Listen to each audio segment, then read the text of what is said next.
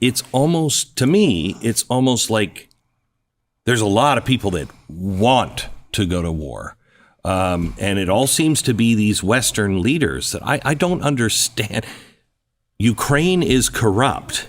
We know that. We're sending boatloads of money over to them with no checks or balances on it. We know a lot of it is being taken by oligarchs and all the payoffs that go along with it. What is our foreign policy now? And there's no audit. Right. And it's the most corrupt country in the world.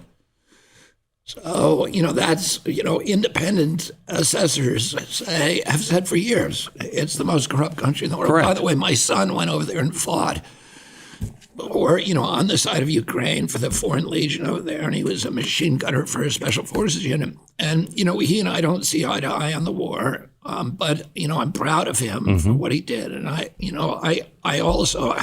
share his pride and the fighting spirit of the Ukrainian people. And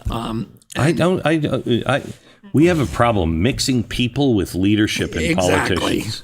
Exactly. Yes. And this war is an immoral war because it was unnecessary. Putin tried repeatedly to settle the war, the Minsk Accords, which in 2019, it was a negotiated settlement, very fair to Ukraine, very fair to the United States. The U.S., Britain signed on to it, France signed on to it, Germany signed on to it, and Ukraine. And Zelensky ran in 2019. He's a comedian and a television actor.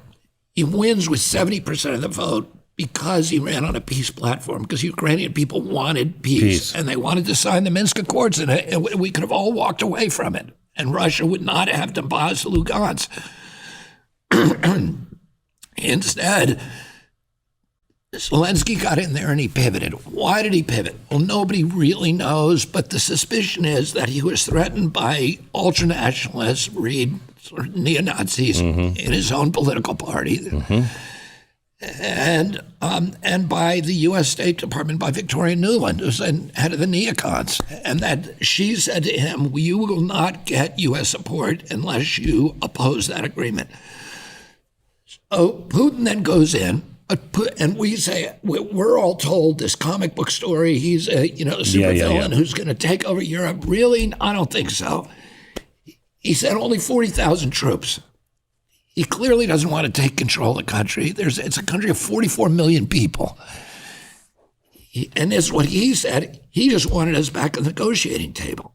So we won't help Zelensky negotiate. So Zelensky goes to China. They won't help him. So he goes to Israel. And Naftali Bennett, the prime minister of Israel, said, "I'll help." And then he goes to Turkey, and Ahmet Erdogan, the prime minister of Turkey, says, "I will help." And they sit down with Putin's people. They negotiate another agreement. And the main thing in both agreements is Putin doesn't want NATO in Ukraine. He wants Ukraine to be neutral. We promised him that for a long time. We promised him in 92 and again, Gorbachev in 92 and again. Yep. And they told us from the start, if you go into Ukraine, don't go to any of these countries. We went into 14 countries, moved NATO 1,000 miles to the east.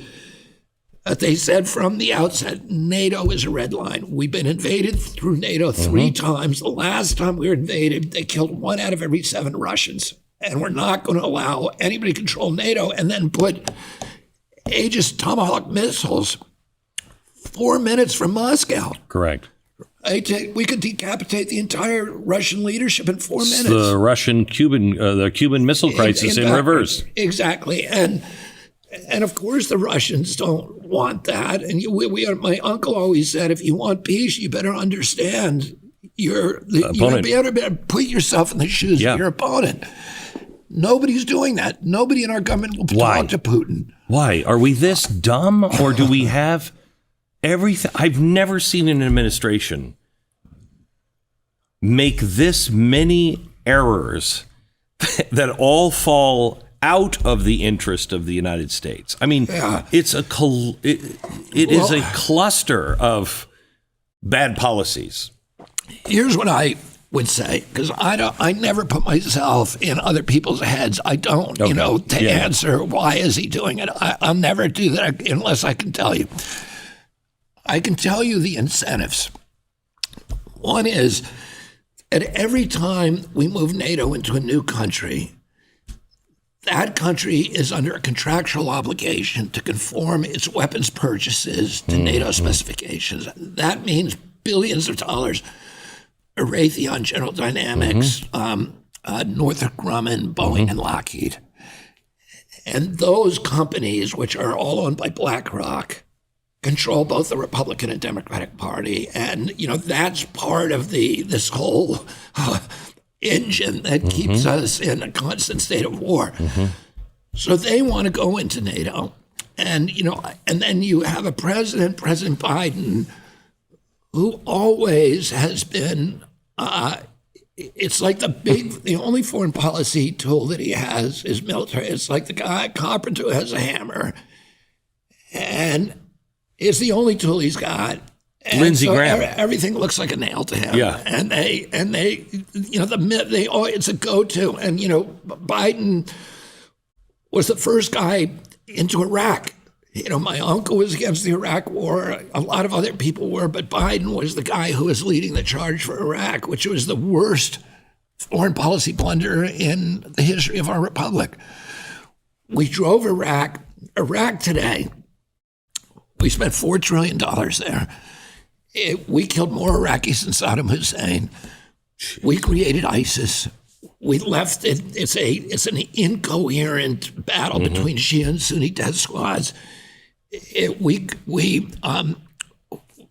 pushed it into a proxy position with Iran. So now, it was our bulwark against Iran. The reason that Gaza happened is because of Iraq. We destroyed Iraq as a bulwark against Iran. So now Iran is flexing its muscles all over the region. It owns Iraq. It owns Hamas. It owns Hezbollah. It owns the Houthis. And it's expanding. It's an expansion mode. We drove 4 million refugees up into Europe and destabilized every democracy in Europe for the next probably 3 generations. We created Brexit. Brexit is a direct result, like linear, from the Iraq War. And we created BRICS, which is the end of the dollar as a global reserve currency, because everybody's so angry at us about it. So it was crazy. But if you ask, what would happen if you asked Joe Biden today, was that a colossal error? I don't think he'd say so. No. I think he thinks, we got rid of Saddam Hussein.